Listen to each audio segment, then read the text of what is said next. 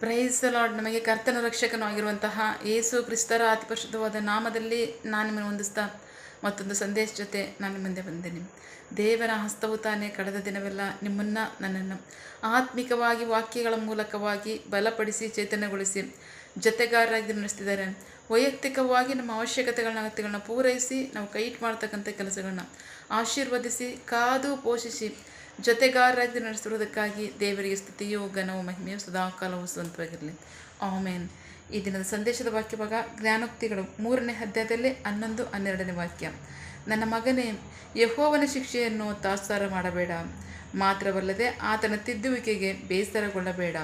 ಏಕೆಂದರೆ ತಾನು ಮೆಚ್ಚುವ ಮಗನನ್ನು ತಂದೆಯು ಶಿಕ್ಷಿಸುವಂತೆ ಯೆಹೋವನು ಯಾರನ್ನು ಪ್ರೀತಿಸುತ್ತಾನೋ ಅವನನ್ನು ಆತನು ತಿದ್ದುವನು. ದೇವರಿಗೆ ಸ್ತೋತ್ರ. Proverbs chapter 3 verse 11-12. When the Lord corrects you, my son, pay close attention and take it as a warning. The Lord corrects those he love, as a father corrects son of whom he is proud. ದೇವರಿಗೆ ಸ್ತೋತ್ರ. ನಾವು ವಾಕ್ಯ ಭಾಗವನ್ನು ನೋಡ್ತಾ ಇದ್ದೀವಿ. ವಾಕ್ಯ ಭಾಗದಲ್ಲಿ ಕರ್ತನ ಸರ್ವಶಕ್ತನಾದ ದೇವರು ಇದನ್ನು ನಮ್ಮ ಸಂಗಡ ಮಾತನಾಡ್ತಾ ಇದ್ದಾರೆ. ವಾಕ್ಯದ ಮೂಲಕವಾಗಿ, ನನ್ನ ಮಗನೇ,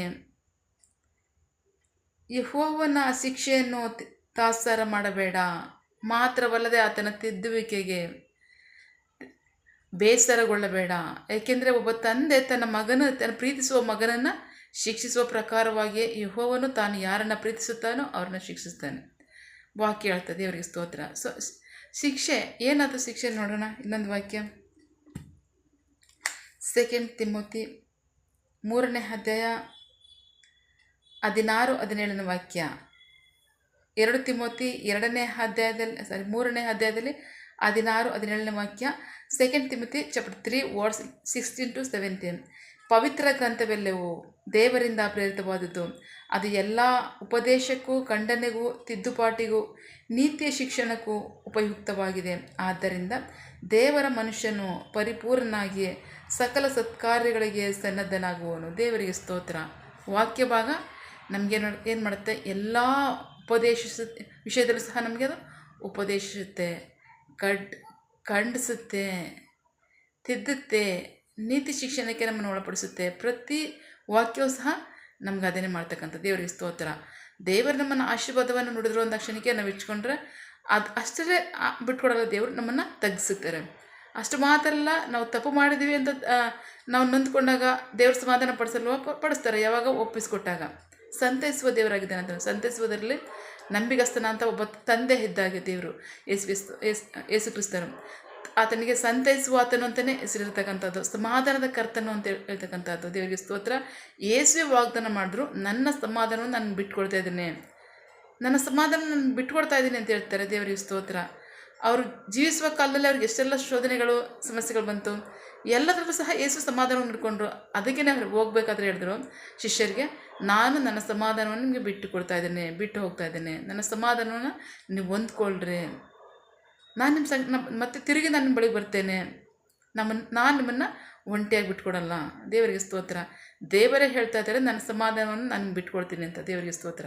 ಸೊ ಆ ಸಮಾಧಾನವನ್ನು ಹೊಂದ್ಕೋಬೇಕಾದ್ರೆ ನಾವು ಹೆಚ್ಚಾಗ ಅವ್ರಿಗೆ ತಗ್ಗಿಸ್ತಾರೆ. ನಾವು ತಗ್ಗಿದಾಗ ಅವರು ನಮ್ಮ ಮೇಲತ್ತಿ ಸಮಾಧಾನ ಪಡಿಸ್ತಾರೆ. ದೇವರಿಗೆ ಸ್ತೋತ್ರ. ಇದುವೇ ದೇವ್ರ ಕಾರ್ಯ, ದೇವ್ರ ವಾಕ್ಯದ ಕಾರ್ಯ. ಸೊ ಹಾಗಾಗಿ ಪ್ರತಿ ವಾಕ್ಯವೂ ಸಹ ನಮಗೆ ಉಪದೇಶಿಸುತ್ತೆ, ಖಂಡಿಸುತ್ತೆ, ತಿದ್ದುತ್ತೆ, ನೀತಿ ಶಿಕ್ಷಣಕ್ಕೆ ಒಳಪಡಿಸುತ್ತೆ. ಅಷ್ಟು ಮಾತ್ರ ಅಲ್ಲ, ನಮ್ಮನ್ನು ಸಕಲ ವಿಧದಲ್ಲೂ ಸಹ ಪರಿಪೂರ್ಣತೆಗೆ ನಡೆಸುವಂಥ ಕಾರ್ಯವನ್ನು ಅದು ಮಾಡುತ್ತೆ. ದೇವರಿಗೆ ಸ್ತೋತ್ರ. ಸೊ ಹಾಗೆ ಇನ್ನೊಂದು ವಾಕ್ಯ ನೋಡಿದ್ರೆ, ವಾಕ್ಯ ಭಾಗ ಏನುತ್ತೆ ಅಂದರೆ,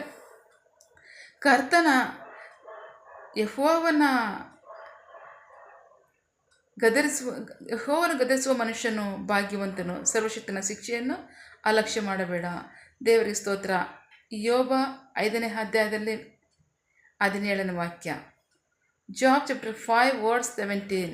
ದೇವರ ಶಿಕ್ಷೆಯನ್ನು ನೀನು ನಿರ್ಲಕ್ಷ್ಯ ಮಾಡಬೇಡ, ಯಾಕೆಂದರೆ ಆತನ ಶಿಕ್ಷಿಸುವಂಥ ಪ್ರತಿ ಮನುಷ್ಯನು ಸಹ ಅವನು ಭಾಗ್ಯವಂತನೇ ಆಗಿದ್ದಾನೆ. ಯಾಕೆಂದರೆ ಪ್ರತಿ ಶಿಕ್ಷೆಯೂ ಸಹ ಆರಂಭದಲ್ಲಿ ಅದು ನಮಗೆ ಕಷ್ಟ ಅನ್ನಿಸ್ಬೋದು, ಆದರೆ ಅಂತಿಮವಾಗಿ ಅದು ನಮಗೆ ಸಮಾಧಾನವನ್ನೇ, ನೆಮ್ಮದಿಯನ್ನೇ, ಸಂತೋಷವನ್ನೇ ಅದು ಕೊಡುವಂಥದ್ದಾಗಿರುತ್ತೆ. ಯಾಕೆಂದರೆ ಅದು ನಮ್ಮನ್ನು ನೀತಿ ತಂದಿರುತ್ತೆ, ಪರಿಪೂರ್ಣತೆ ತಂದಿರುತ್ತೆ. ಸೊ ಹಾಗಾಗಿ ದೇವರ ಗದರುವಿಕೆ ನಮ್ಮನ್ನು ಅಂತಿಮವಾಗಿ ತರ್ತಕ್ಕಂಥದ್ದು ಪರಿಪೂರ್ಣತೆಗೇ. ಪ್ರತಿ ಮನುಷ್ಯನನ್ನು ಸಹ ಅದು ಪರಿಪೂರ್ಣತೆಗೆ ತರುತ್ತೆ, ಒಪ್ಪಿಸ್ಕೊಡ್ತಕ್ಕಂಥವ್ರನ್ನ. ದೇವರಿಗೆ ಸ್ತೋತ್ರ. ಸೊ ಹಾಗಾಗಿ ದೇವರ ತಿದ್ದುವಿಕೆಯನ್ನೇ ಆಗಲಿ, ಶಿಕ್ಷೆಯನ್ನೇ ಆಗಲಿ, ಗದರುವಿಕೆಯನ್ನಾಗಲಿ ನಾವು ಸ್ವೀಕರಿಸಿದರೆ ಅದು ನಮ್ಮನ್ನು ಪರಿಪೂರ್ಣತೆ ನಡೆಸುತ್ತೆ. ದೇವರಿಗೆ ಸ್ತೋತ್ರ. ಸೊ ಹಾಗಾಗಿ ನಂಬಿಗಸ್ತರಾಗಿ ನಾವು ಒಪ್ಪಿಸ್ಕೊಡೋಣ. ದೇವರು ನಮ್ಮನ್ನು ಪರಿಪೂರ್ಣತೆಗೆ ನಡೆಸುವವರಾಗಿದ್ದಾರೆ. ದೇವರಿಗೆ ಸ್ತೋತ್ರ. ಪ್ರಾರ್ಥಿಕೊಳ್ಳೋಣ. ಸಕಲ ಸೃಷ್ಟಿಕರ್ತನೆ, ಸರ್ವಾಧಿಕಾರಿಯ ಸಾರ್ವಭೌಮನೆ, ಉನ್ನತನೇ, ಮಹೋನ್ನತನೇ, ಮಹಾಪರಿಶುದ್ಧನೇ, ಪ್ರೀತಿ ಸ್ವರೂಪನೇ, ನೀತಿವಂತನೇ, ಅಧಿಪತಿಯೇ, ಸೇನಾಧೀಶ್ವರನೇ, ಇರುವಾತನೇ, ಸರ್ವವ್ಯಾಪಿಸಪ್ಪ. ಈ ದಿನ ವಾಕ್ಯಗಳ ಮೂಲಕವಾಗಿ ನಮ್ಮ ಸಂಘ ಮಾತಾಡುವಂಥ ನಿನ್ನ ಪ್ರೀತಿಗಾಗಿ, ನಂಬಿಗಸ್ತಿಕೆಯಾಗಿ ನಿಮಗೆ ಸ್ತೋತ್ರ. ಕರ್ತನೇ, ನಿನ್ನ ವಾಕ್ಯದಲ್ಲಿ ನೀನು ಮಾತನಾಡಿದ ಪ್ರಕಾರವಾಗಿ ಒಬ್ಬ ತಂದೆ ತನ್ನ ಪ್ರೀತಿಸುವ ಮಗನನ್ನು ಶಿಕ್ಷಿಸುವ ಪ್ರಕಾರವಾಗಿ ಅಪ್ಪ, ನೀವು ಪ್ರೀತಿಸ್ತಕ್ಕಂತಹ ಪ್ರತಿ ಮನುಷ್ಯರನ್ನ ನೀವು ತಿದ್ದುತ್ತೀರಾ, ನೀವು ಶಿಕ್ಷಿಸ್ತೀರಾ. ಅಷ್ಟು ಮಾತ್ರ ಅಲ್ಲ, ನೀವು ನಿಮ್ಮ ನೀತಿಯ ಮಾರ್ಗಕ್ಕೆ ನಡೆಸ್ತೀರಾ. ಅದು ನಮ್ಮನ್ನು ಪರಿಪೂರ್ಣವಾಗಿ ಮಾಡುತ್ತೆ. ಅದಕ್ಕಾಗಿ ನಿಮಗೆ ಸ್ತೋತ್ರ. ಕರ್ತನೆ, ನಾವು ಪ್ರತಿ ಕಾರ್ಯದಲ್ಲೂ ಸಹ ನಿಮಗೆ ಒಪ್ಪಿಸ್ಕೊಳ್ತಕ್ಕಂಥ ಒಬ್ಬೊಬ್ಬರನ್ನು ನೀವು ಆಶೀರ್ವದಿಸಿ ನಡೆಸಿ. ನಾವು ಪ್ರತಿ ವಿಷಯದಲ್ಲೂ ಸಹ ನಿಮಗೆ ಒಪ್ಪಿಸ್ಕೊಡ್ತೀವಿ. ನಿಮ್ಮ ಚಿತ್ತದಂತೆ ನಡೆಸಿ. ನಿಮ್ಮ ಪ್ರತಿ ವಾಕ್ಯವೂ ಸಹ ನಮ್ಮನ್ನು ಉಪದೇಶಿಸಲಿ, ಖಂಡಿಸಲಿ, ತಿದ್ದಲಿ, ನೀತಿ ಶಿಕ್ಷಣಕ್ಕೆ ಒಳಪಡಿಸಲಿ. ನಿಶ್ಚಯವಾಗಿ ಕರ್ತನೆ, ನೀವು ನಮ್ಮನ್ನು ಪರಿಪೂರ್ಣತೆಗೆ ನಡೆಸುವವರಾಗಿದ್ದೀರಾ. ಅದಕ್ಕಾಗಿ ಸ್ತೋತ್ರ. ನಿಮ್ಮ ಚಿತ್ತಕ್ಕೆ ನಾವು ಒಪ್ಪಿಸ್ಕೊಡ್ತೀವಿ. ನಿಮ್ಮ ಚಿತ್ತದಂತೆ ನಮ್ಮನ್ನು ಉಪಯೋಗಿಸಿ. ನಿಮಗೆ ಮಹಿಮೆ ಆಗಲಿ, ನಮಗೆ ಆಶೀರ್ವಾದವಾಗಲಿ. ಆಮೇನ್. ನಿನ್ನ ಜನರು ಕೈ ಮಾಡ್ತಕ್ಕಂಥ ಕೆಲಸವನ್ನು ಆಶೀರ್ವದಿಸು. ಅವರ ಅವಶ್ಯಕತೆಗಳನ್ನ ಪೂರೈಸಿ, ಕೊರತೆಗಳನ್ನ ನಿಲ್ಲಿಸು. ಆಮೇನ್. ಅಪ್ಪ, ಅವರು ಯಾವ ಕಾರ್ಯದಲ್ಲಿ ನಿರೀಕ್ಷೆ ಉಳ್ಳವರಾಗಿದ್ದಾರೆ. ಮಕ್ಕಳ ವಿದ್ಯಾಭ್ಯಾಸ, ಆರೋಗ್ಯ, ಅವರ ಜೀವನ ಅವಶ್ಯಕತೆಗಳ ಅಗತ್ಯಗಳು. ಯವನಸ್ಥರ ವಿದ್ಯಾಭ್ಯಾಸ, ಆರೋಗ್ಯ, ಅವರ ಜೀವನ ಅವಶ್ಯಕತೆಗಳ ಅಗತ್ಯಗಳು. ಕೆಲಸ, ಬಿಸಿನೆಸ್, ಸೇವೆ, ವಿವಾಹ ಕಾರ್ಯ, ವಯಸ್ಸಾದವರ ಜೀವನ ಅವಶ್ಯಕತೆಗಳ ಅಗತ್ಯಗಳು, ಆರೋಗ್ಯ, ಸೇವೆ, ಯಾವ ಕಾರ್ಯದಲ್ಲಿ ಅವರು ನಿರೀಕ್ಷೆ ಉಳ್ಳವರಾಗಿದ್ದಾರೆ. ಆ ಕಾರ್ಯದಲ್ಲಿ ತಕ್ಕ ಸಮಯದಲ್ಲಿ ನಿಮ್ಮ ಚಿತ್ತಾನುಸಾರವಾಗಿ ಅದನ್ನು ಹೊಂದ್ಕೊಳ್ಳಿ. ಆಮೇನ್. ನೀವು ಹಾಗೆ ಮಾಡೋ ಪ್ರೀತಿಗಾಗಿ, ನಂಬಿಗಸ್ತಿಕೆಯಾಗಿ ನಿಮಗೆ ಸ್ತೋತ್ರ. ನಮ್ಮ ಪ್ರಾರ್ಥನೆ ನೀವು ಕೇಳಿದ್ದೀರಾ, ಅದರಂತೆ ನಡೆಸ್ತಿರೋದಕ್ಕಾಗಿ ಸ್ತೋತ್ರ.